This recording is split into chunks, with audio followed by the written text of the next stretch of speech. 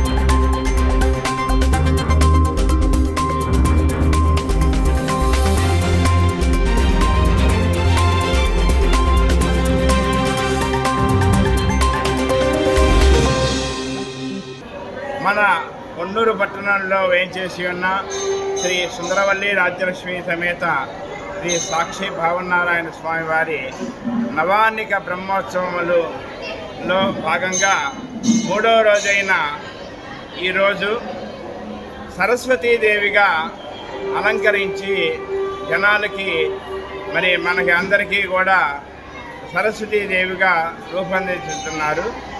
కావున ఈ సరస్వతీదేవి మన చిన్నపిల్లలందరికీ కూడా విద్యాదేవతి అయి జీవిస్తూ కూడా శారద నిరదేందు ఘనసార పటీర మరాల మల్లికాహార తుషార పేన రజితాచల కనీస ఫనీస కుంద మందార సుధా పయోధి నిదార తాపస మందార సుధా పయోధి నిదారంతర ఈ సరస్వతీదేవి విద్యార్థులందరికీ కూడా చదువుల తల్లిగా అవతరించి మరియు పెద్దలందరికీ కూడా దీవెనలు ఇచ్చి ఆయురారోగ్యములు అష్టైశ్వర్యములు కూడా ప్రసాదించి మనందరికీ కూడా ప్రసన్నమవుతున్నది. Please subscribe to YK TV Network. Please subscribe to YK TV.